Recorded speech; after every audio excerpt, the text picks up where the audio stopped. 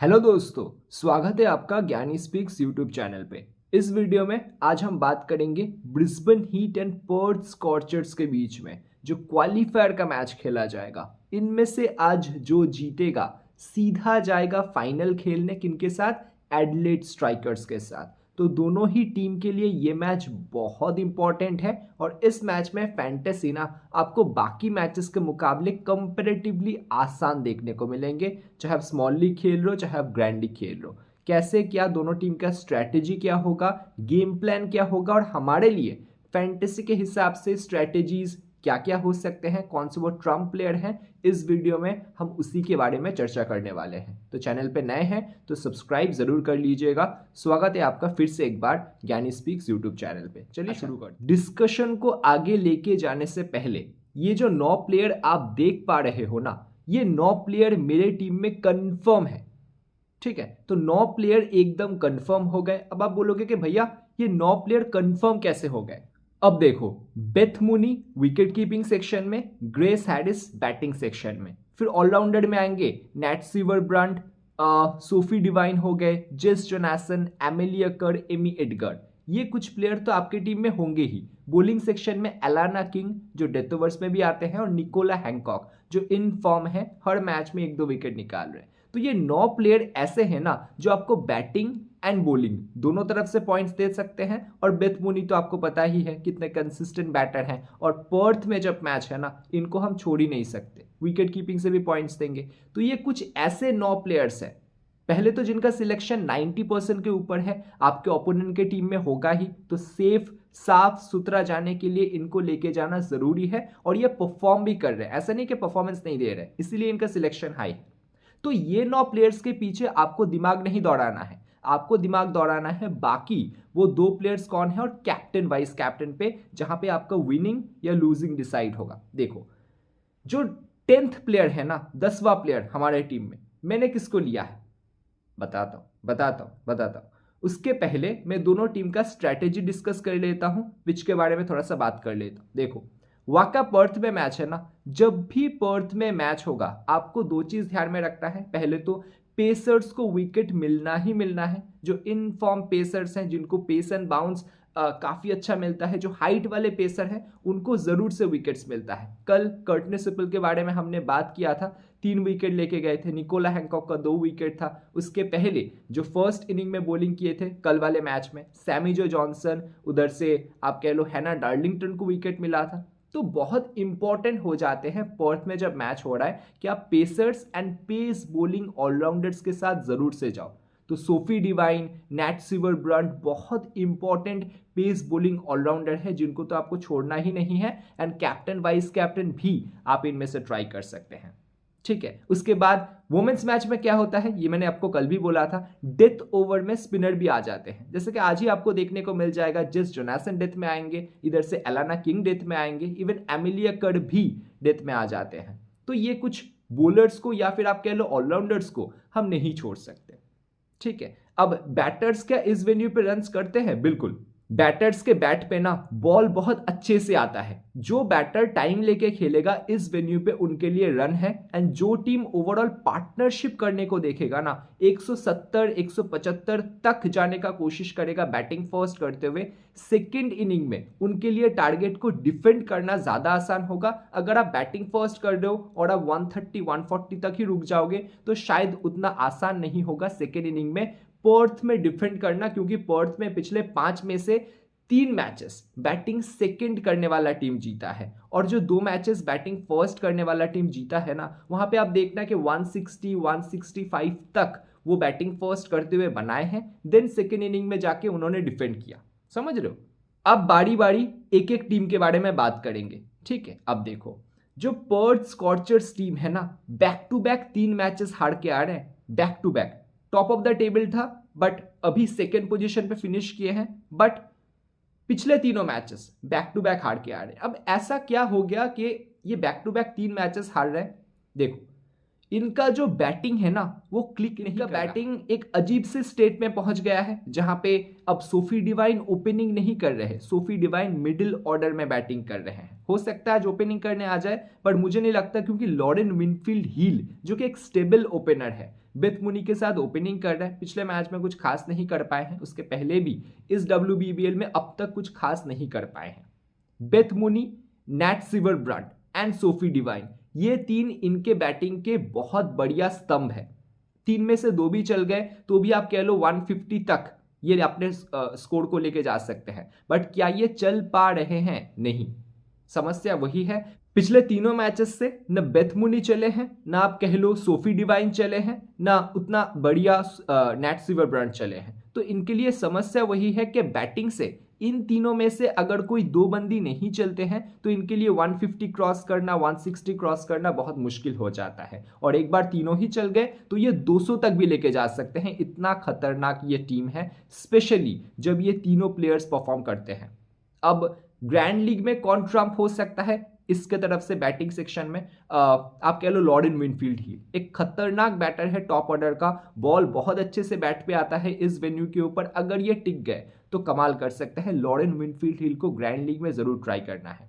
अब इनका बॉलिंग ना उतना आसानी से क्लिक नहीं कर पा रहा जब इनके पास रन्स ही नहीं है डिफेंड करने को, क्योंकि बैटिंग से तो बेथ मूनी, यहाँ पे नैट सिवरब्रंट और डिवाइन एक साथ नहीं चल पा रहे, तो रन्स वो उतना ज्यादा नहीं बना पा रहे। 120, 125, 130 तक लेके जा रहे हैं और इतने में उनके बॉलर्स क्या ही डिफेंड कर लेंगे, समझ लो। इनके पास पेसर्स काफी ज्यादा है, ये चीज आपको ध्यान रखना है, क्योंकि बहुत इंपॉर्टेंट पॉइंट है। इसके ऊपर डिपेंड करता है कि सोफी डिवाइन क्या बॉलिंग करेंगे या फिर नहीं करेंगे, क्योंकि सोफी डिवाइन हर एक मैच में बॉलिंग नहीं कर रहे हैं, ये बात भी आपको ध्यान रखना है। अब सोफी डिवाइन बॉलिंग करेंगे या नहीं करेंगे ये किसके ऊपर डिपेंड करेगा? देखो, अगर टीम में पी क्लेरी खेलते हैं ना, तो टीम में कितने पेसर्स हो गए आप कैलकुलेट करना। T Pestell, Ainsworth, Nat Sciver-Brunt and P Cleary, अगर ये 4 पेसर ऑलरेडी हो जाते हैं तो सोफी डिवाइन बॉलिंग नहीं करेंगे, करेंगे भी तो एक आधा ओवर करेंगे। ये चीज आपको ध्यान रख के चलना है। अगर पी क्लेरी नहीं खेलते हैं या फिर इनमें से कोई भी पेसर नहीं खेलता, एन्सवर्थ नहीं खेलता, यहाँ पे पेस्टल नहीं खेलता, तो सीधा सीधा डिवाइन का 1-2 ओवर कंफर्म हो जाता है। ठीक है, इनके पास 3 स्पिनर हैं, एक है एलाना किंग, एक है एमी एडगर और तीसरा है लिली मिल्स। लिली मिल्स का परफॉर्मेंस पूरे टूर्नामेंट में उतना मतलब बहुत इंप्रेसिव नहीं रहा है, बट हाँ एलाना किंग ऐसे हैं, आप कह लो एमी एडगर जो डेथ ओवर्स में आके विकेट ले ही रहे हैं, ये दोनों ऐसे स्पिनर हैं जो कंसिस्टेंटली विकेट निकाल ले। तो मोटा मोटा पर्थ स्कॉचर्स का यही हाल है कि बैटिंग से इनका वो जो 3 स्तंभ है उनमें से कोई 2 या तीनों के तीनों का चलना बहुत इंपॉर्टेंट है। बॉलिंग से आप कह लो नैट सिवरब्रंट, उधर से पेस्टल, उधर से Alana King and Amy Edgar, ये कुछ प्लेयर्स का चलना बहुत इंपॉर्टेंट है अगर आज पर्थ स्कॉचर्स को जीतना है या फिर अगर फाइट भी देना है ना, तो बहुत इंपॉर्टेंट है ये सारे प्लेयर्स का चलना, थोड़ा थोड़ा करके कंट्रीब्यूट करना। अब रहा बात ब्रिस्बेन हीट टीम के बारे में। देखो, ये टीम ऐसा है ना जो कि कैसे ना कैसे करके हर मैच में 160, 170 तक पहुंच ही जाता है, इफ नॉट 160, 150 तक तो ये टच कर ही लेंगे। और यहाँ पे सबसे इंपॉर्टेंट रोल टॉप ऑर्डर में जॉर्जिया रिडमाइने का होता है, जो इनिंग को एंकर करते हैं। उनके साथ मारधाड़ वाले प्लेयर है ग्रेस हैरिस, अगर इनको स्टार्ट मिल गया तो क्या ही कहें, मतलब ब्रिस्बेन हीट के लिए उस सिचुएशन पे मिष्टी दोई हो जाएगा।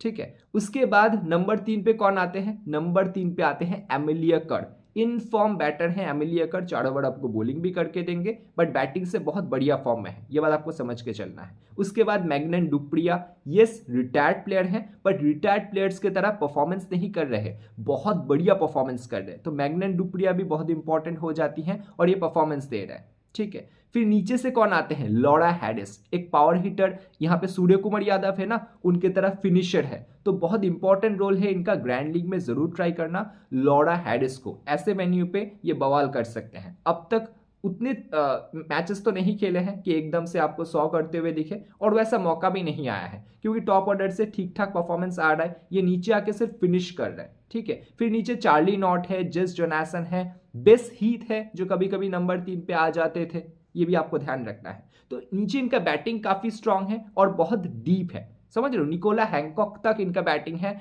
नंबर 9, नंबर 10 तक, तो ये बात आपको समझ के चलने में। जॉर्जिया वॉल भी है, तो इनका बैटिंग काफी डीप जाता है, जहां पे सबसे इंपॉर्टेंट है रेडमाइने, फिर आप कह लो एमिलिया कर, फिर ग्रेस हैरिस, फिर मैग्नन डुप्रिया, ये चारों टॉप ऑर्डर में बहुत बढ़िया परफॉर्मेंस कर रहे हैं। नीचे से जॉर्जिया वॉल है, बेस हीथ है, लॉरा हैरिस है जो फिनिश कर रहे हैं। तो इनका बैटिंग सिर्फ वो 2-3 बंदों पे स्टेबल नहीं है या फिर डिपेंडेंट नहीं है, ठीक है। इनके बैटिंग में हर कोई 20, 25, 30, 15 ऐसे करके कंट्रीब्यूट करता रहता है और इसीलिए शायद ये 160 क्रॉस कर ही जाते हैं। और इस मैच में भी शायद आपको दिखे कि ब्रिस्बेन हीट 160, 165 तक कर दिया। अब इन्होंने जब एक बार 160 के ऊपर कर दिया, अब इनका बॉलिंग ना काफी एकजुट होकर परफॉर्मेंस कर रहा है। एमिलिया कर्ट से लेके जेस जोनासन से लेके कर्टनी सिपल, निकोला हैंकॉक, ये 4 ऐसे बॉलर हैं जिनमें से Nicola Hancock and Courtney Sippel 2 pacer हो गए और Jess Jonassen and Amelia Kerr 2 spinner हो गए। ये 16 ओवर में ना काफी सारे विकेट से निकाल लेते हैं क्योंकि चारों ही इन फॉर्म है, चारों ही अभी स्ट्राइक कर रहे हैं और चारों ही डेथ ओवर्स में डालने का दमखम रखते हैं। उनमें से एमिलिया कर्ट, जेस जोनासन तो मिडिल ओवर्स में भी डालते हैं, कर्टनी सिपल भी एक आधा ओवर मिडिल ओवर्स में लेके आ जाते हैं। तो ये बात आपको समझ के चलना है, इनके बॉलर्स एक पैक होकर परफॉर्मेंस कर रहे हैं और चारों ही इन फॉर्म है। बाकी जो 4 ओवर बच जाता है वो जॉर्जिया वॉल डाल लेते हैं, वो बाकी आप कह लो चार्ली नॉट मिल के डाल लेते हैं, ठीक है। तो ये कुछ इनके बॉलिंग कॉम्बिनेशन है, बट मोटा मोटा आपको वही 4 बॉलर्स पे ध्यान देना। दोनों टीम्स का डेथ बॉलर्स डिस्कस करेंगे। देखो पर्थ स्कॉचर्स के तरफ से डेथ बॉलर कौन होंगे? पर्थ स्कॉचर्स के तरफ से डेथ बॉलर होंगे एमी एडगर, पर्थ स्कॉचर्स के तरफ से डेथ बॉलर होंगे Nat Sciver Brunt, Perth Scorchers के तरफ से डेथ बॉलर होंगे एलाना किंग। ये 3 मेनली डेथ ओवर्स में डालते हैं, ठीक है। अब ब्रिस्बेन हीट की तरफ से डेथ बॉलर कौन है? Captain Jess Jonassen, left arm Orthodox, बहुत इंपॉर्टेंट है। उसके बाद कर्टनी सिपल, बहुत इंपॉर्टेंट है, पर्थ के विकेट पे पेस एंड बाउंस वाले बॉलर हैं, इनको विकेट मिलेगा।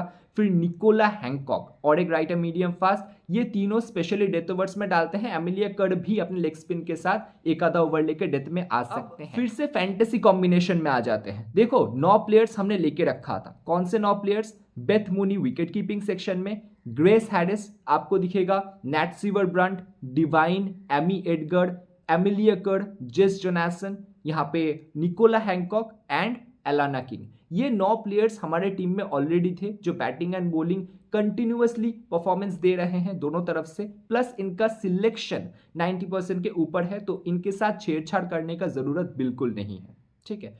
अब 10वां प्लेयर कौन है? जैसे कि मैंने बोला आपको, कर्टनी सिपल डेथ ओवर स्पेशलिस्ट है। ऐसे वेन्यू पे जहां पे पेस एंड बाउंस होता है, इनका रोल बहुत इंपॉर्टेंट होता है। और जिस तरीके से मैं दोनों टीम्स का बैलेंस देख पा रहा हूं, मुझे लग रहा है ब्रिस्बेन हीट इस मैच को लेके जाने वाले हैं। अगर वो नैट सीवर ब्रंट या फिर बेथ मूनी या फिर डिवाइन में से कोई एक बहुत कुछ एक्स्ट्रॉर्डिनरी ना कर देना, तो मुझे लगता है ब्रिस्बेन हीट ये मैच को लेके जाएगा।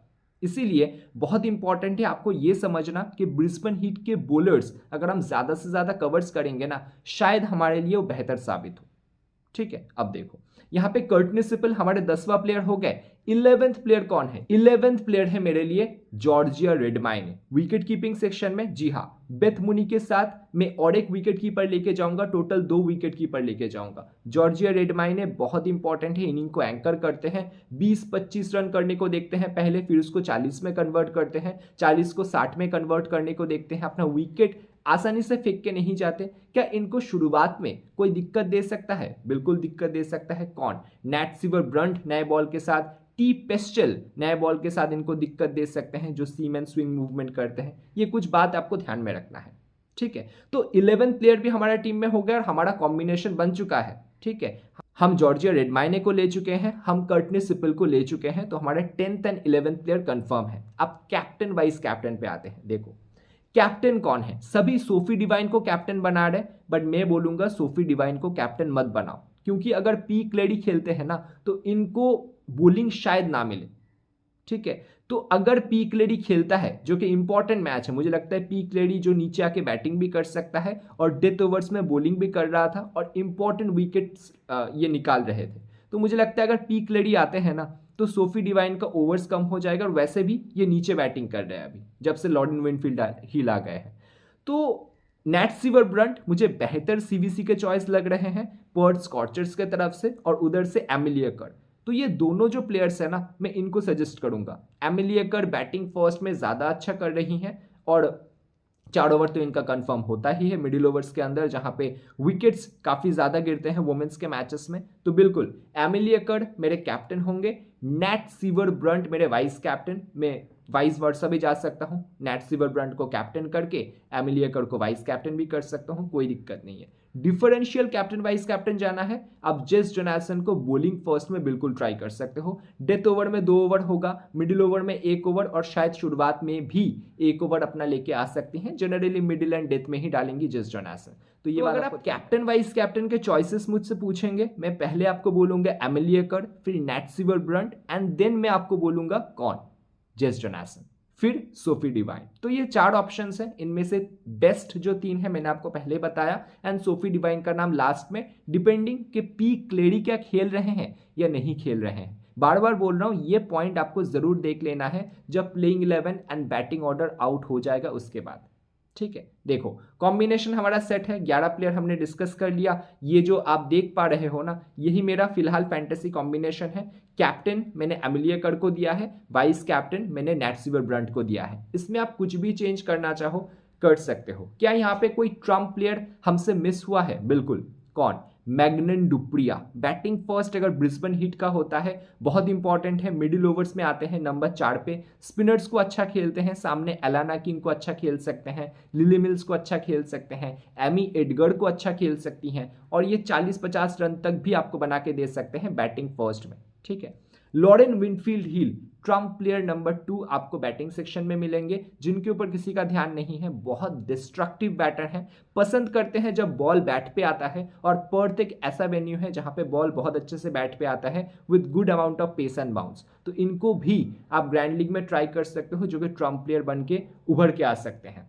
बॉलिंग सेक्शन में और एक ट्रम्प प्लेयर है, टी पेस्टल। बहुत टाइट लाइन एंड लेंथ से डालती हैं, राइट आर्म मीडियम फास्ट है, लंबी बॉलर है, तो उनको पेस एंड बाउंस मिल सकता है। तो इनका भी ध्यान रखना है ग्रैंड लीग के अंदर। बाकी और कुछ खास कहने को है नहीं, यही मोटा मोटा 14-15 प्लेयर के बारे में मैंने डिस्कस किया। इन्हीं में से आपको 11 लेना है। हम अपना 11 ले चुके हैं, तो आप क्या अपना 11 ले चुके हैं? बताइएगा जरूर। कौन से गलतियां मैंने किया है, अगर आपको लगता है कि मैंने इस टीम में कुछ गलतियां किया है, वो भी आप बिल्कुल बताइएगा कमेंट सेक्शन में, मैं आपका रिप्लाई जरूर से करूंगा। बाकी इस वीडियो में बस इतना ही। मैं आपसे मिलूंगा और एक नए वीडियो में एक नए मैच एनालिसिस के साथ। तब तक आप अपना ध्यान रखिएगा और ज्ञानी स्पीक्स पे बने रहिएगा।